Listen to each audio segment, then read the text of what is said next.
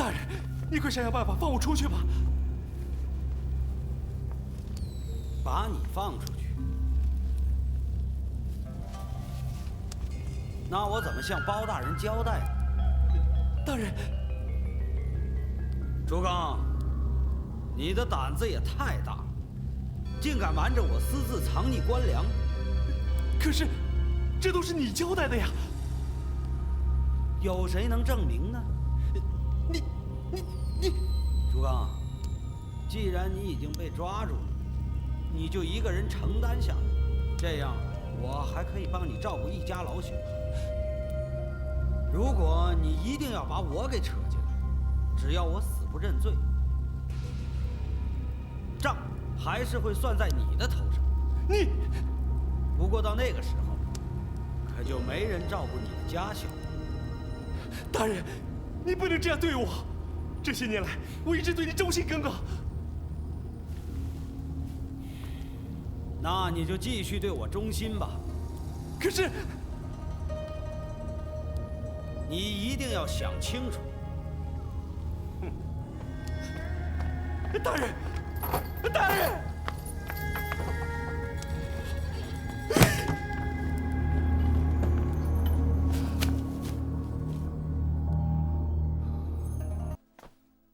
启禀大人，胡方的兵马已经进城了。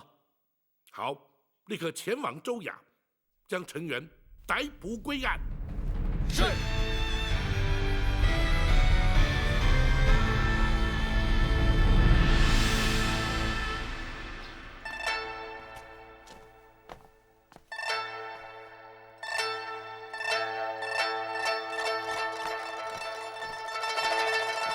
大人，什么事慌慌张张的？禁军进城了。什么？好端端的禁军来干什么？不知道，衙门外全是官兵。啊？这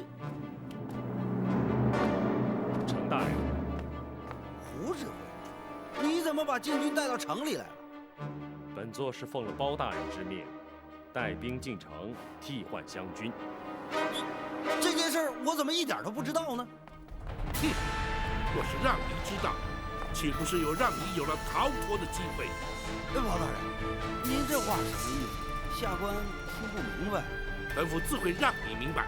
胡指挥，末将在。州衙的衙役暂且停止后传，一概由你禁军士兵替换，派人紧守四门，在未得本府谕令之前，严禁任何人擅自进出。末将遵命。包大人，来人呐！在。脱去成员的冠带，将他押入大牢，听候审讯。是。包大人，好。包大人，好。包大人，站住！干什么呢？登州传来紧急文书，要转通彭太师。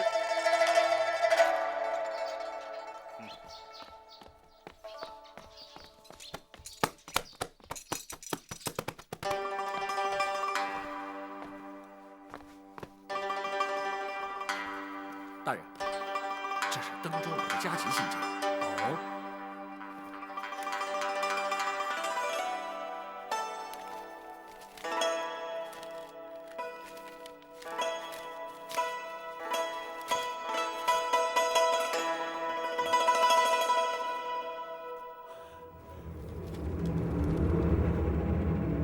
保证，你欺人太甚！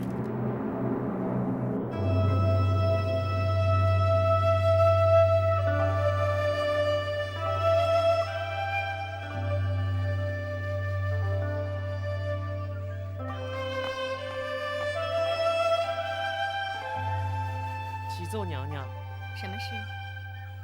庞太师求见。哦，快宣。是。请。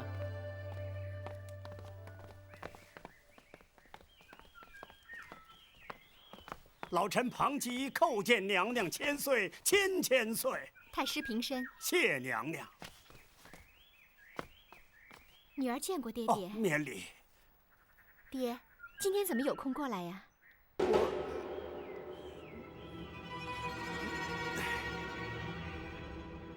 你们都退下。是。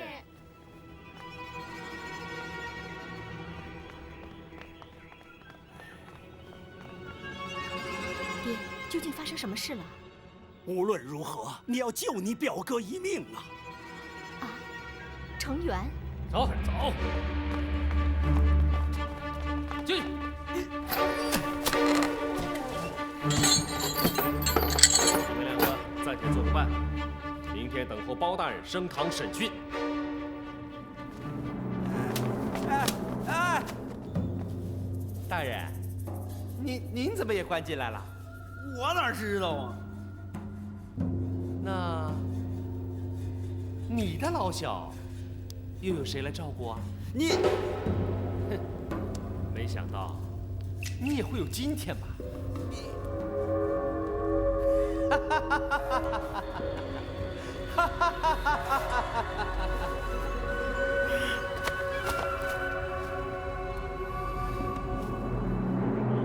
说起来都怪爹，我和包拯一向不和。当他知道程元是我的外甥以后，他就想尽办法整他。哎，可怜的是无辜的程元呐。爹，如今程元的情形如何了？他在信函中说，包拯已经盯上他了，说不定啊会胡乱给他安上一个罪名，把他处死。他是你姑姑的独生子，是你的亲表哥，难道你见死不救吗？我在包拯眼里，既没有你爹这个当朝太师，更没有你这个庞妃娘娘。没想到啊，把你选进宫里，蒙受皇上的宠爱，结果是我们庞家家破人亡。爹，啊，算了算了，爹不为难你了，你也不要去求皇上了。程元他命中该遭此劫难，爹也无能为力。不过，爹这个当朝太师也不想当了，还是告老归隐吧，免得再牵连家里其他人。女儿啊，你要安心待在宫里，千万别再被包拯给害了啊！哎，爹回去了。爹，等一等，爹。程元虽然触犯了国法，可是他也是我的亲人呐，我也不愿见到他被处死啊。这除了求皇上，没有别的办法呀。女儿愿意试试看。皇上今天会在皇后娘娘寝宫，我见不到她。明天最迟3、2天，或许能够求皇上颁下圣旨。到时候就来不及了。爹，就算皇上答应下旨，也需要一段时间呢。那这样，爹先去登州，能挡包拯多久就挡多久。你请到圣旨以后，就把皇上的金牌立刻送到登州啊。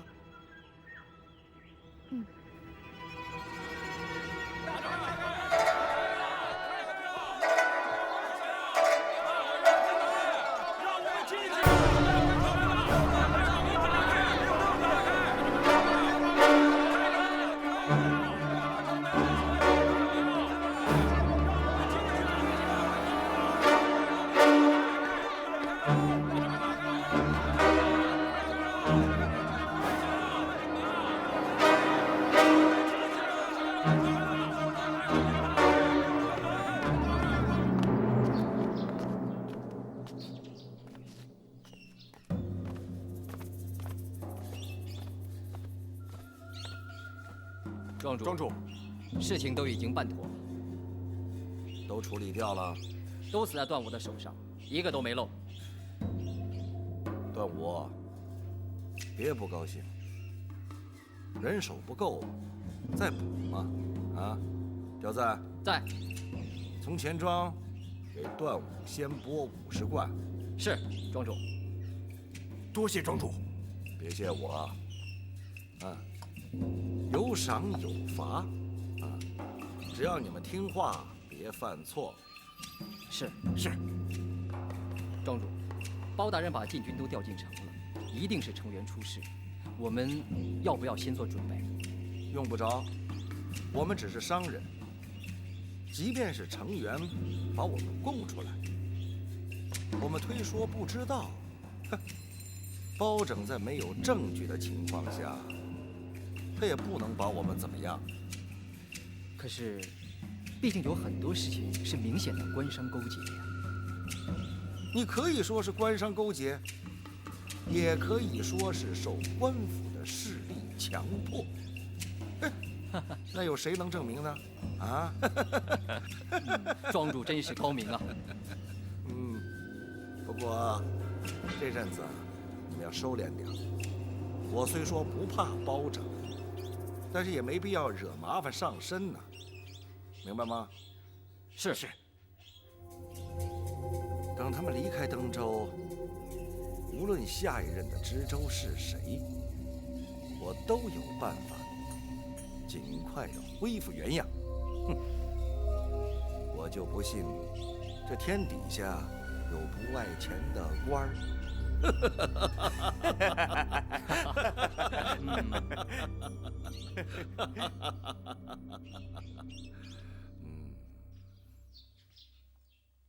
汤真，门生在。成员已被收押，依照朝廷体制，你这登州通判，理当代理知州之职，待全案终结，上报朝廷之后，则会派遣新任知州，到时候你再进行交接。是。明日起，本府将会审讯成员朱刚，并逐一追查李坤涉案部分。你忙于州务即可，不必参与。州衙里头能够有什么事呢？事情可多了。首先，要从现有的官员当中挑选能够适用的人，也可以给唐大人不少帮助。啊，至于人选方面，可以询问杜委那些退休官员，甚至可以请他们来帮忙。哎，对，他们一定能够提供不少的经验。还可以清查州衙的文书和旧案，说不定可以从中知道程元和李坤官商勾结的证据。哎，你刚来的时候，他们给你的文书账册一定有假，现在可以仔细的核对验证了。如果调仵作问话，也可以知道上任通判的死因和当时的症状。我们也可以查出他们是否和吴银散有关。哎呀，这么说起来，可做的事情可真多呀！公孙先生，你说的一点都没有错。能做的事情不但多，而且管用。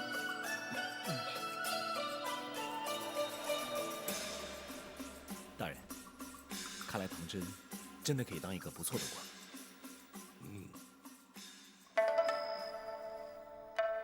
真的，少爷明天开始就要代替成员管理整个登州了。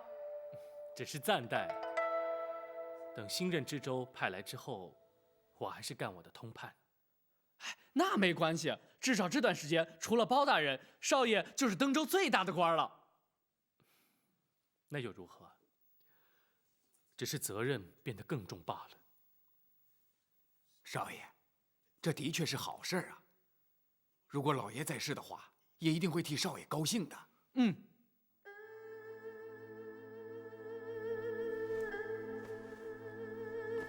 我只是不敢辜负我爹对我的期望。不过这些都要感谢包大人。如果不是他的话，我只是另一个中毒而亡的登州通判。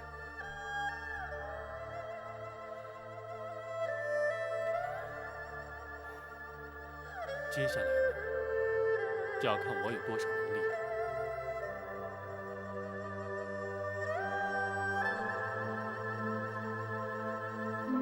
大人，像程元那样的官僚私卖、从中图利，会判什么样的罪？在我大宋律例之中，刑罚轻重不等。依这项罪行来说，罢官去职总是免不了的。啊，就这么便宜了他？还要是情节轻重，判他个5年到10年的刑期。哦，可是他的罪行不仅如此，大人，难道你打算只办他这一项罪行吗？当然不会。若依那些退休官员所言的罪行，程元只怕是死罪难逃。这还差不多，要不然岂不是让人愤恨难消？詹姑娘，刑罚的主要目的在刑事警俗，而并非单纯的出气泄愤。若因为惩罚一个作奸犯科之人，能够让大多数的人引以为戒，那才是刑罚的真正目的，也就是所谓的刑期非刑的道理。可是除了粮食问题之外，我们还没有掌握程元其他的罪证。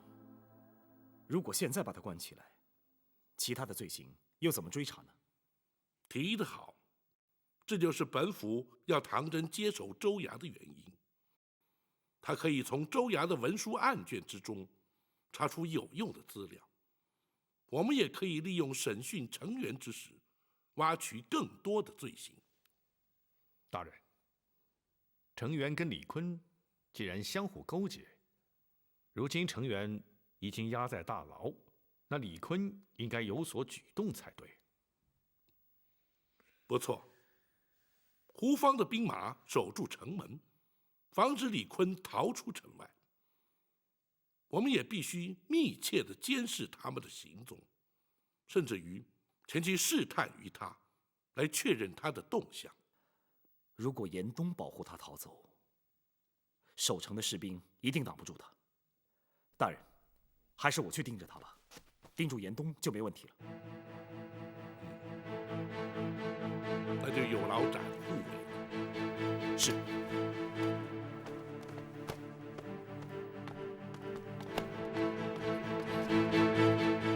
大哥他就是这样，决定的事情就要马上就去。自从展护卫跟随本府办案之后，想必不如在江湖之中来得惬意啊。大哥他心甘情愿，而且也做得很好。要是换作是我就不行了。哦，展姑娘虽然经验稍显不足，却已经难能可贵了。多谢大人夸奖。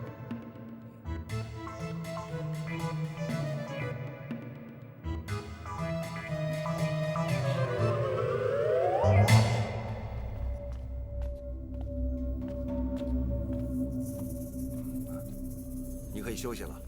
我在等你。等我？不错。我要知道，你是不是打算离开登州？你这是什么意思啊？包大人已将登州城4座城门封闭，防止你逃走。我为什么要逃跑？他抓程元是假，抓你才是真。我们又没有把柄在他手里，哼，他抓不了我。我说过，还有刁赞和段武。我也说过，他们2个人是不会出卖我的。刁赞也许不会，段武，就很难说了。那是你平时老是看他不顺眼，那是另外一回事。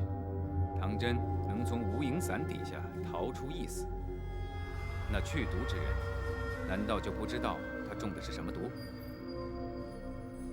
知道又怎么样？知道无影伞之后，就可能查出段武，再加上程元的证词，你能确认构不成抓你的证据？如果你想要逃出登州，趁早决定，我还有把握把你带出去；否则，就很难说了。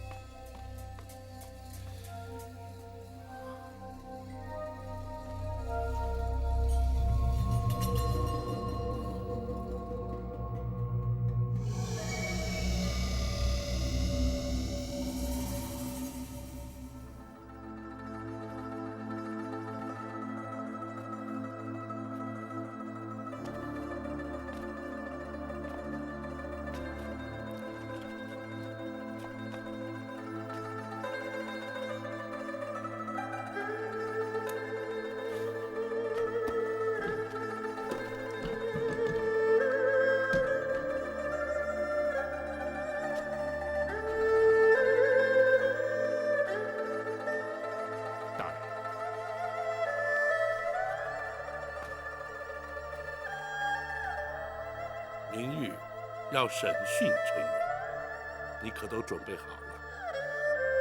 都准备好了。明日必须对他用点策略，否则他不会轻易照顾。是，学生明白。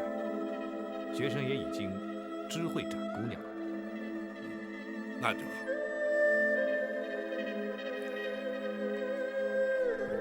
大人，可是为了如何抓到李坤的罪证而苦恼。不，虽然并不容易，但是只要花点心思，不难查出。本府担心的是陈元。学生不明白，大人担心什么？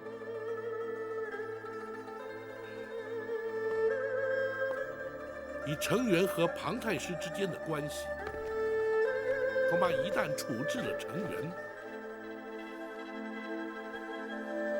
本府与庞太师之间的矛盾只会越来越深。大人是担心遭人非议，误以为大人是蓄意针对庞太师，而将程元治罪的。不，本府执法一生，向来对事不对人。若是计较人言，也不会办案至今。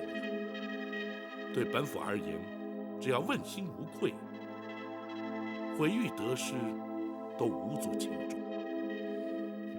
既然如此，大人又何须顾虑呢？庞太师虽是父以女于贵，坐上太师之位，但既然同朝为官，总不能交相攻讦，那岂是朝廷之福？程元一案，只怕会雪上加霜，今后难有明日了。大人一心为国，天下皆知，想必皇上心中也都明白。皇上虽贵为一国之君，却难免也要顾及庞娘娘的颜面。大人是皇上为了登州通判之事才被派来登州的。正因为程元和庞娘娘的关系，无人敢查办此案。倘若大人将程元治罪，无论庞娘娘的反应如何，皇上都应该力挺大人才是。倘若仍然听信庞娘娘的谗言，岂不是令人心寒？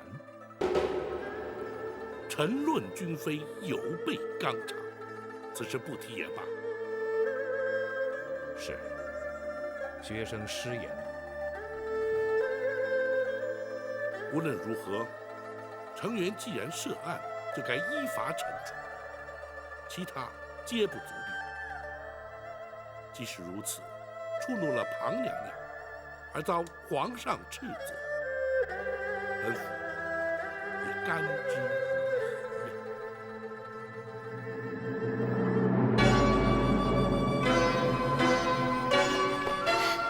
请皇上做主。爱妃，皇上，爱妃，你这是干什么？来，快起来。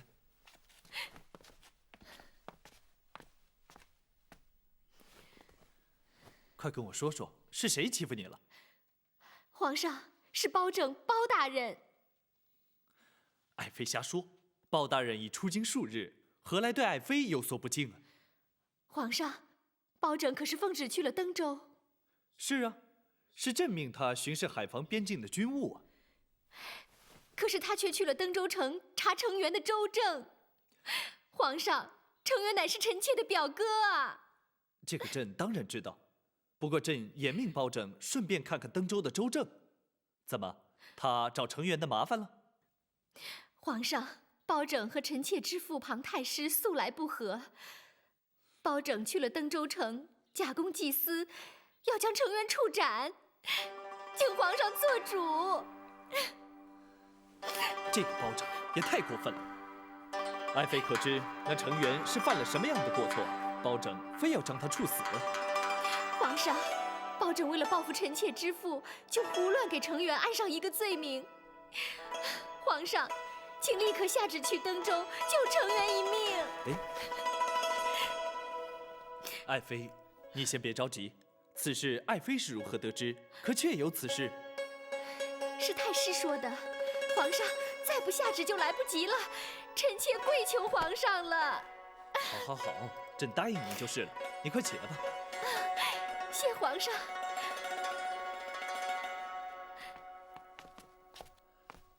来人，在。宣王丞相进宫。是。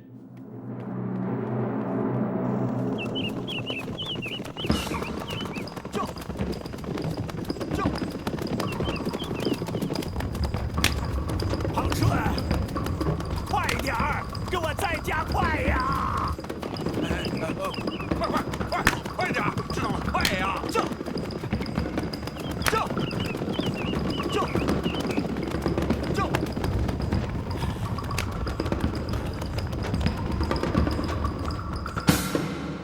皇上决定要下旨去登州。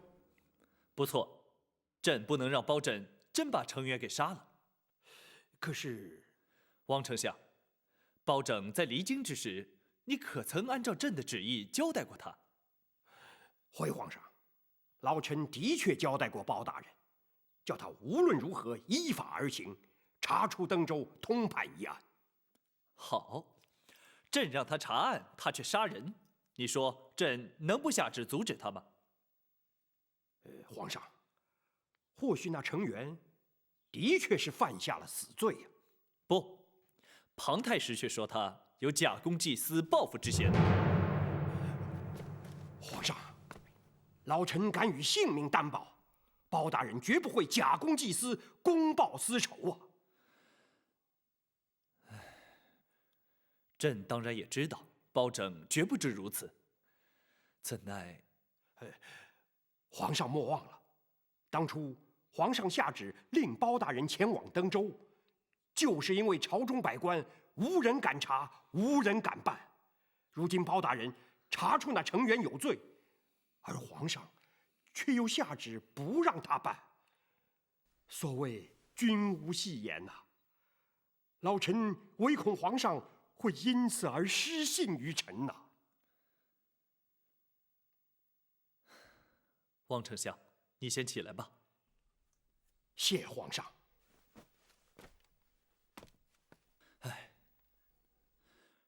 朕不是阻止包拯办案，只是那成员果真犯下了如此大罪，可以移回京城再办，也不至于急着将他处死啊。皇上，这样吧，那成员果真犯下死罪，朕绝不姑息。不过要包拯暂停执行死刑，待回京后再议。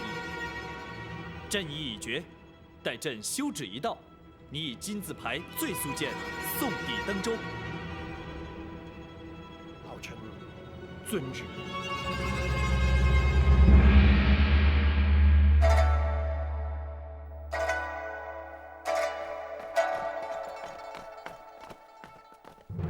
跪下！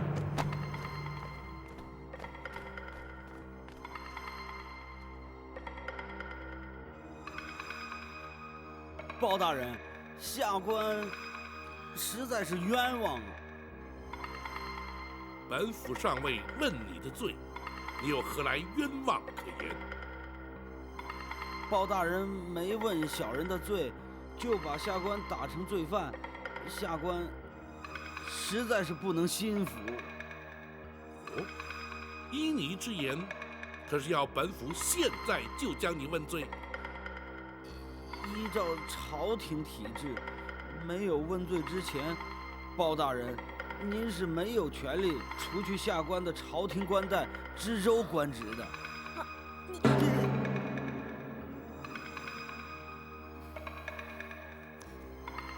好，既然如此，本府就传令升堂审讯。大人，可否容学生跟陈大人说几句话？说吧。是。程大人，包大人让你来厅中问话，对你来说已经是网开一面了。倘若一旦升堂问罪，请出那先斩后奏的御赐铡刀，只怕程大人当堂就得命丧在虎头铡下。别跟他说那么多了，就请大人赶快升堂吧。哎，包大人，饶命啊，包大人！程远，你怎么说？下官知错了，请大人就在厅中问话吧。下官有问必答，绝不敢隐瞒。好，本府问你，私藏官粮的究竟是你还是朱刚？是朱刚，下官并不知情啊。胡说！官府查封的民宅，分明贴着州衙加盖官房的封条，没有你的命令，谁敢用印？衙中的捕快衙役，虽说是朱刚下令搬运粮食，然而却有多人指认。见你前去查看，你又岂能推说不知？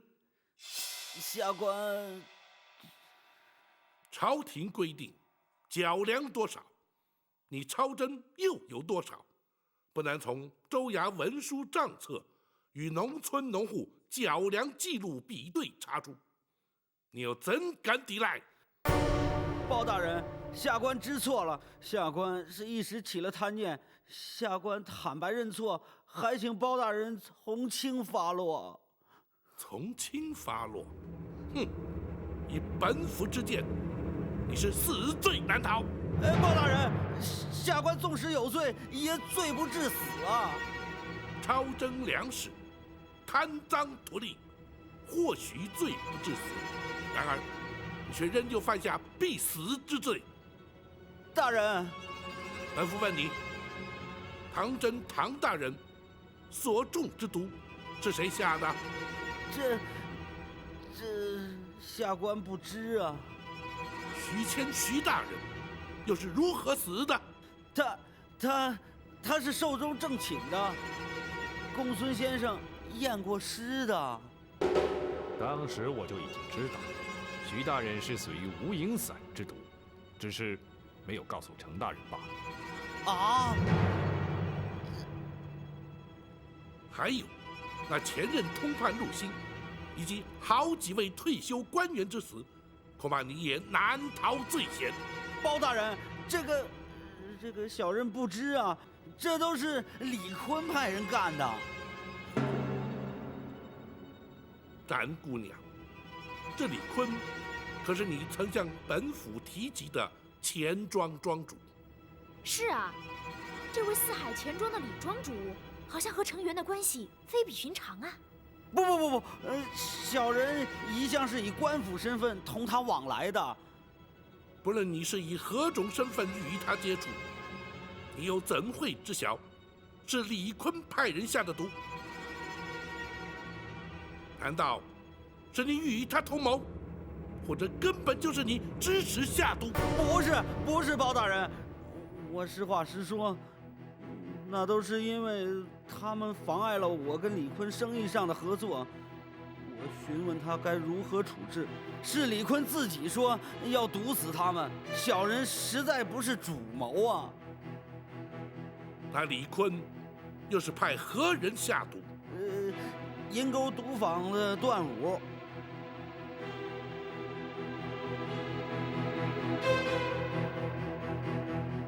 至于私铸假钱一案，你依然难脱嫌疑。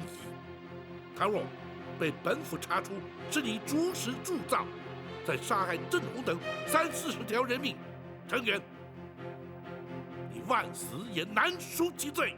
包大人，这件事情的确跟小人无关啊。小人也怀疑是李坤他干的，所以也尝试着问过他。他如何回答？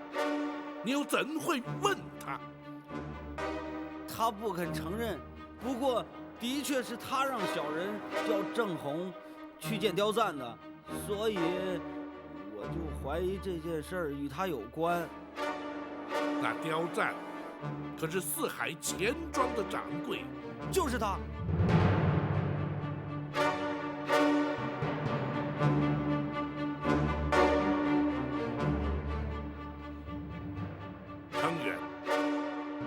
证词，本府将会作为呈堂证供。你可明白？小人明白，还请包大人从轻发落。哼，公孙先生，学生在，让他画押。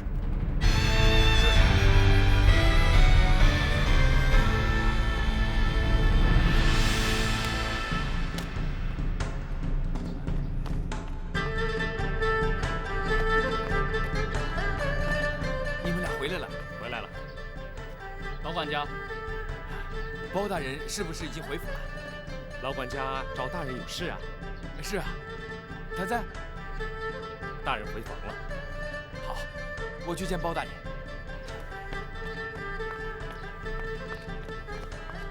他又急什么呀？他那么高兴，应该没事。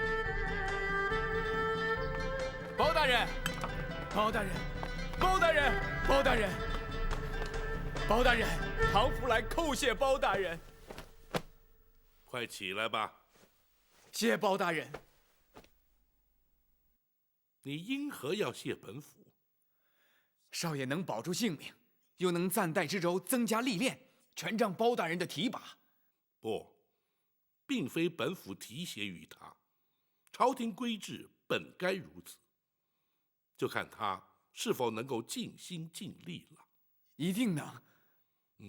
本府也确信他不会有负所托。等全案结束之后，少爷就可以安心待在登州了，同时又可以把少夫人迎娶过来了。少夫人，唐大人娶亲了？这是老爷生前定的亲事。少爷服丧3年之后，先进了礼部，接着又来到了登州，一直没有时间成亲。包大人，到时候你一定要来参加他的婚宴了。好，本府一定参加。是。唐福告退。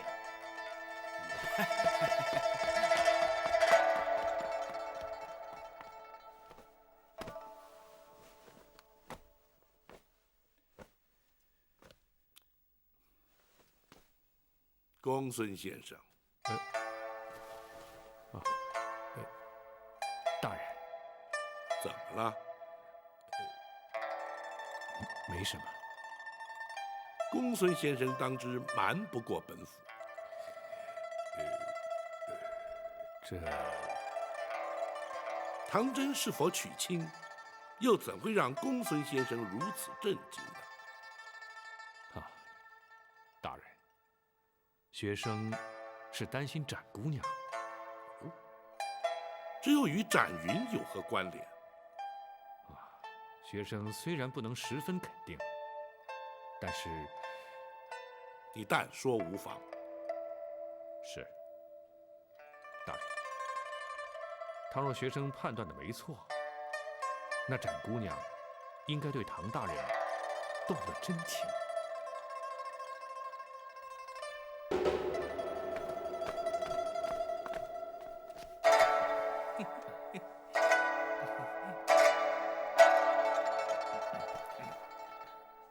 诸位大人，唐大人，成员贪赃枉法，已被包大人扣押待审。登州由下官以通判之职暂代知州，处理州务，特请诸位大人前来稍作说明。唐大人接掌登州，乃是国家之大幸，登州百姓之大福啊！是。下官年轻识浅，阅历不足，尤其对登州州务更加欠缺了解，希望诸位可以多多的帮忙。不敢。唐大人，那成员既已被收押，就该立即审讯，依法定罪才是啊。是，包大人已传他问过话，如今尚需搜集成员的罪证，方可定罪宣判。下官请诸位大人前来，就是希望能够多加协助，尽快取得他的罪证。是啊。唐大人，您放心，我等虽然年纪老迈，可是一旦做起事来，绝不会输给年轻后生的。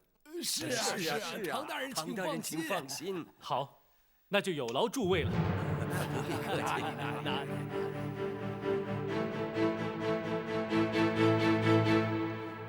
唐真既已定下亲事，绝无道理毁去婚约。恐怕展云要受到不小的打击。所幸他还没到无法自拔的地步，或许他还能承受得住。此事不宜拖延，必须尽早让他明了实情，以免越陷越深。是，学生会找机会点醒于他。不，她是展护卫之妹，这种事还是让展护卫去处理较为妥当，也免得伤及展护卫的颜面呢。是。啊，大人，原本要展云陪同唐真一起到李坤府邸试探于他，如今是否依旧进行？还是要做，不能因为他们二人之间可能产生的困扰而影响全局。再者，倘若刻意回避，反而弄巧成拙，更加不妥。是，大人。等唐真由州衙回来之后，学生便约他们一同听大人吩咐。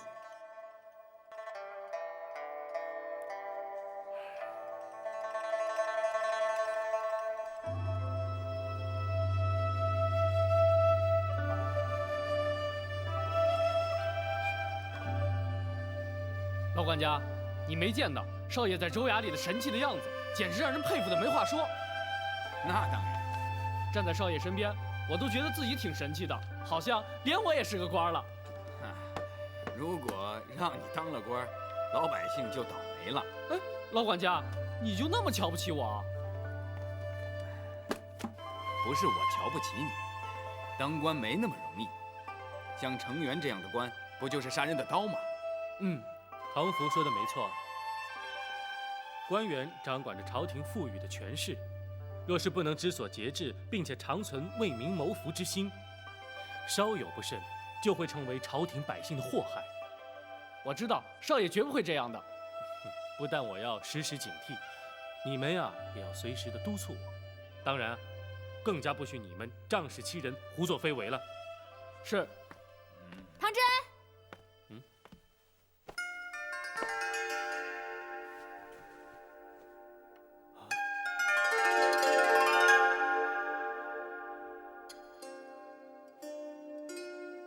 我们现在去见包大人吧。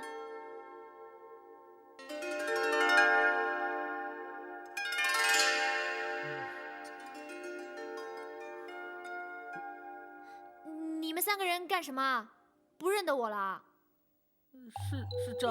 哼，现在可以叫我展姑娘了。展姑娘，你怎么又换回来了？现在李坤那边的人全知道我是女人，我干嘛还要装下去啊？可是，干嘛？不喜欢？那我再换回男装吧。哎，别，还是这样好，还是这样好。展姑娘，这么标致的姑娘，还是女装的好啊。是吗？不错，你恢复女装啊，实在好太多了。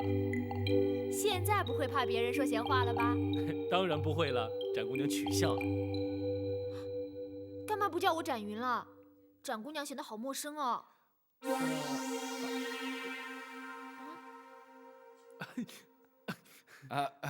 展姑娘，你别误会，少爷有点不习惯。那还是叫我展云吧，不然反而是我不习惯。是。还愣在那儿干嘛？赶快去见包大人呢！是。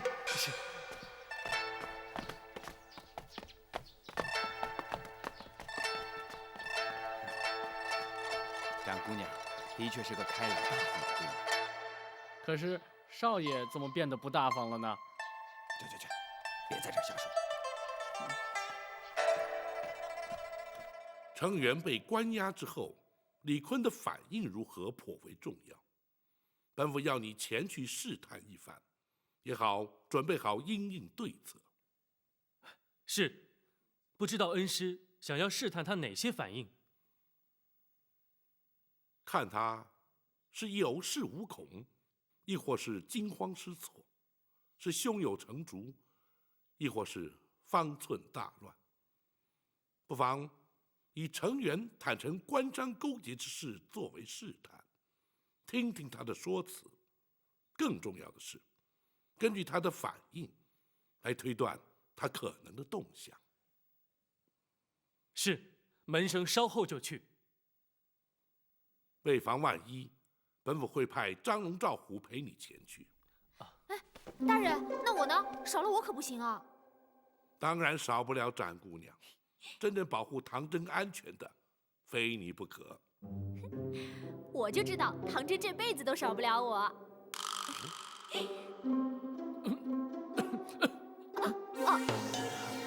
我说，我。展姑娘，你只要特别留心严冬就行了。张龙、赵虎可以对付其他的人，绰绰有余。我知道。展护卫一直在李坤府外守候，如有需要，可以请他接应。你们去吧。是。是。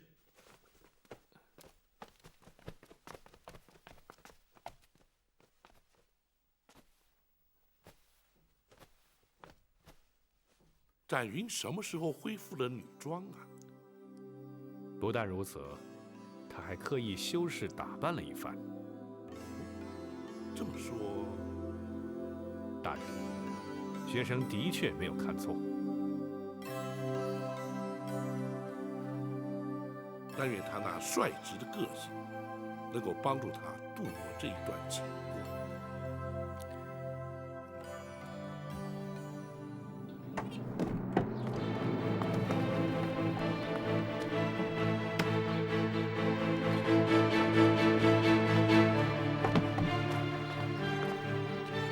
找你们李庄主。是。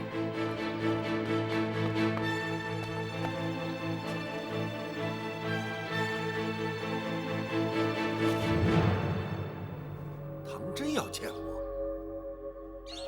请他进来。是。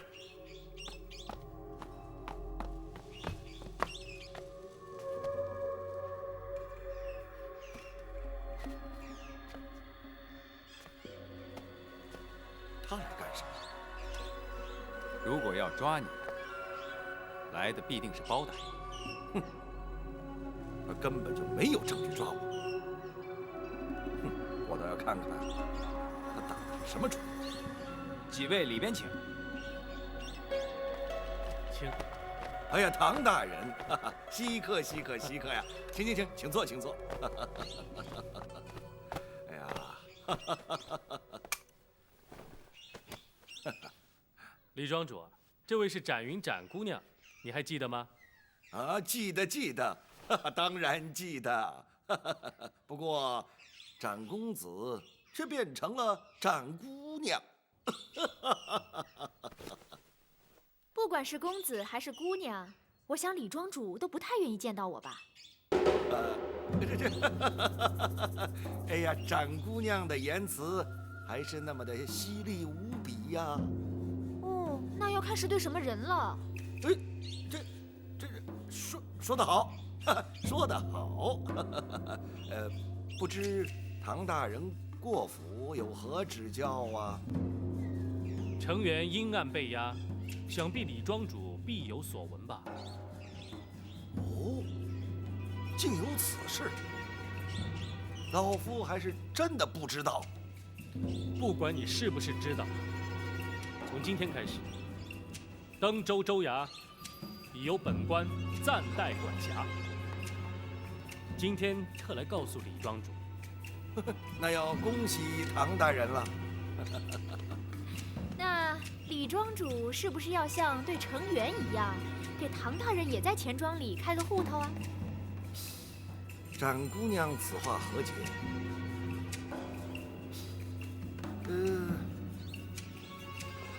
老夫怎么听不明白呀？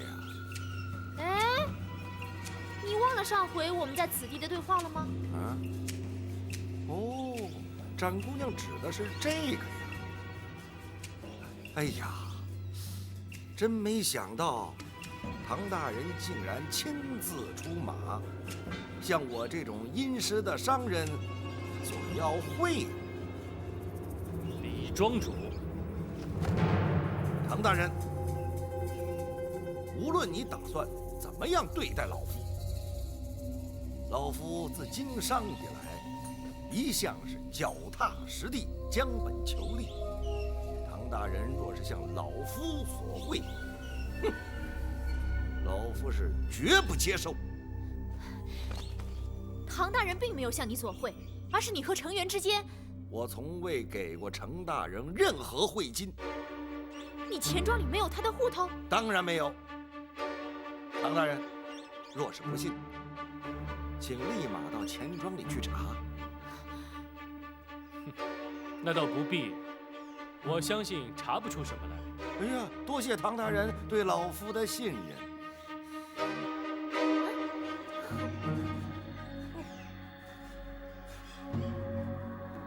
可是，程元却供称，与你之间有多项官商勾结的不法图利之事。哼，老夫的买卖全部都是合法经营，就算是买下了州衙充公的房产，那也都是有账可查，买卖合法。唐大人，生意人只要是合法买卖，这官府是否在其中图利，那应该是与唐大人的事，与旁人无关吧？你，没错，那的确是本官的事，本官一定会查个水落石出的。倘若唐大人真能查出点什么事情来，并能依法处置，那倒是登州百姓的一大福音呐。既然李庄主是所谓的殷实商人，那么登州衙门若是前往李庄主的产业查访，想必李庄主不会拒绝。老夫一定尽力配合，但不知唐大人都打算查些什么呀？那就多了。但凡成员供认，而李庄主却又加以否认的一些案件，本官都少不得去查一查。老夫坦坦荡荡，唐大人尽管请便。既已知会了李庄主，就此告辞。恕不远送。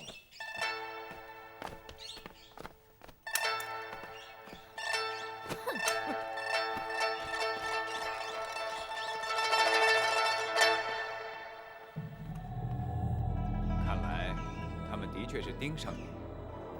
哼。刚才你也都听见了，他们能把我怎么样？我不知道，不过你最好还是仔细想清楚。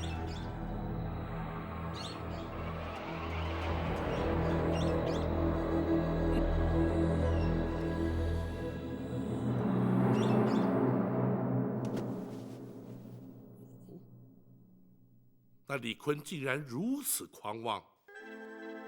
听他的语气，他根本无惧我们的追查。这样的罪犯，头脑够冷静，又早有脱身的说辞和准备，是难对付些。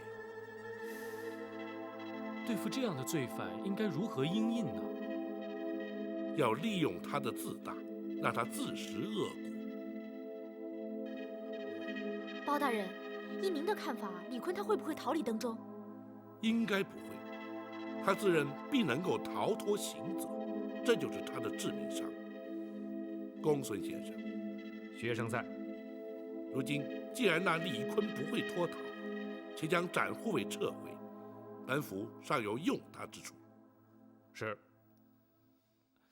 恩师可是已有策略？不错。面对虎狼之辈，就要先除去他的爪牙，我们从他底下的人开始着手，让他逐渐孤立无援，直到束手就擒。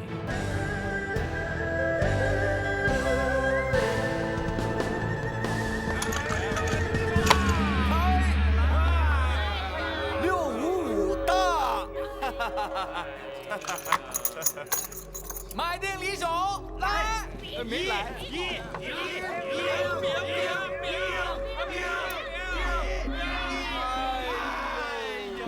甲子。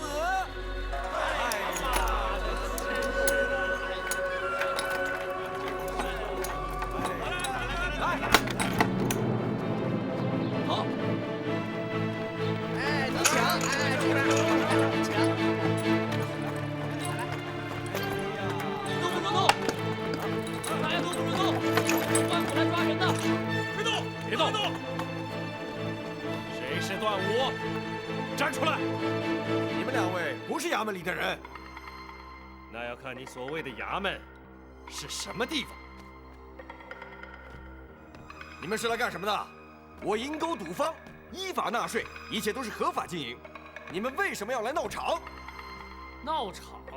段武，我们就是来抓你的。什么罪名啊？罪名很多。赌坊从今天开始停止营业，而你跟我们回州衙应讯。我要是不去呢？你敢拒捕？哼，就凭你们2个，不见得能抓得了我。那我呢？我能不能抓你？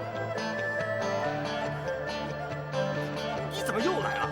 你究竟是什么人？你御前司领带刀护卫展昭，奉包大人之命，前来缉拿嫌犯段武。其他人给我闪开！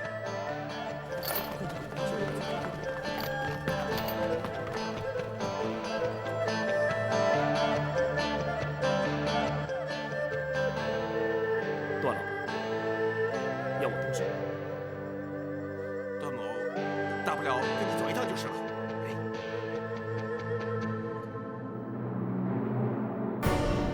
段武被带走了？是。赌场里的生意已经被停了。他们到底想干什么？会不会段武有什么把柄在他们手上？不可能，一切问题都那么的天衣无缝，不会有什么把柄的。如果是他自己弄出的问题呢？庄主，还是再观望一下吧，看看他们究竟会对段武怎么样。好，你马上派人去一趟，弄清楚他们的真实目的。是。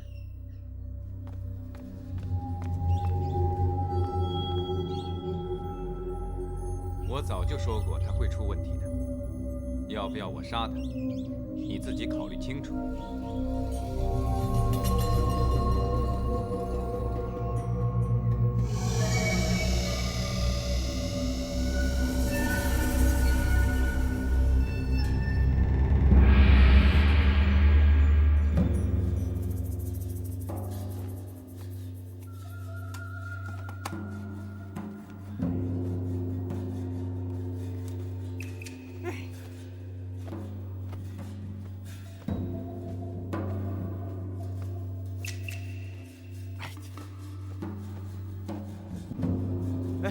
你不是说包大人要问我话吗？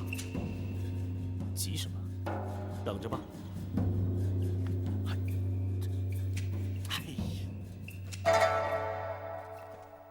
门生已将所有成员经手卖给李坤的房产都清理出来了。哦，这么快就清理出来了？全仗杜伟那几位前辈的帮忙，请恩师过目。请公孙先生看看吧。是。请。大人，您用这个干什么？在成员的罪行之中，有些是利用官府之力，强迫以低价买进民宅，或是借此将民宅充公，然后再转卖于李坤土地。本府想了解实际的情形。那了解之后呢？倘若本府推断不错，在官府账册的记录之中，李坤承购的价钱想必不高。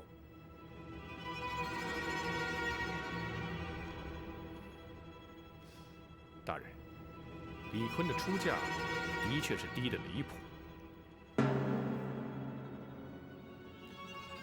换言之，官府卖出了房地，岂不是只收回了极少价款？不错。那程元又会得到什么好处呢？李坤付给官府的虽然不多，但付给程元个人的却不会少。原来这就是他们官商勾结的做法。真正受害的是那些痛失房产的百姓。州衙的所得有限，真正获利的是李坤跟程元。真是可恶！包大人，我们虽然明白这其中的道理，可是怎么样才能证实他们之间的勾结呢？很简单，你们所说的四海钱庄真实的账册之中，必定会有回馈给程元的汇金，那就是最好的罪证。可是要怎么样才能拿到真正的账册呢？不急，我们会拿得到的。恩师，段武已经被抓回州衙，您不去审问吗？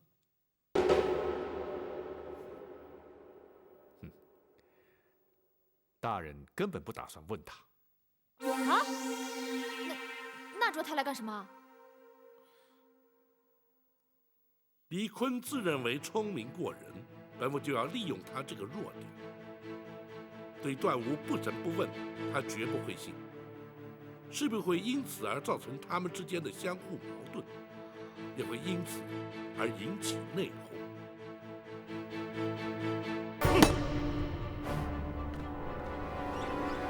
段武的情形到底怎么样？属下特别派人以下人杂役的身份混入州衙，段武既没有被收押，也没有被释放，只是进了州衙大厅之后就再也没有出来。就算被审讯，也用不了这么长时间。庄主，他会不会已经说了不该说的？你马上去一趟州衙，必要的时候就代表我质问他们。既然没有证据，他们到底想干什么？是，庄主。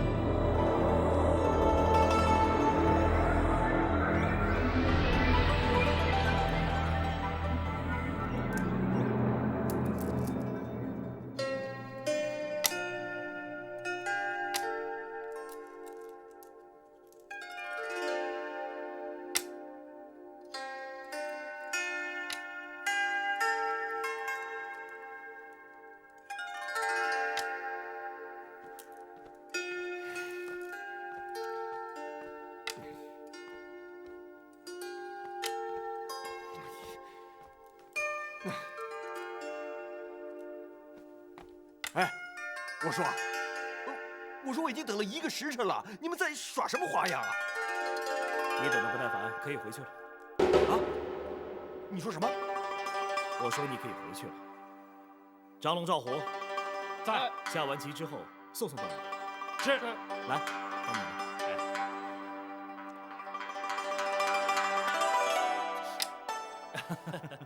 战大人承让了。来，送段老板吧。好，段老板，请。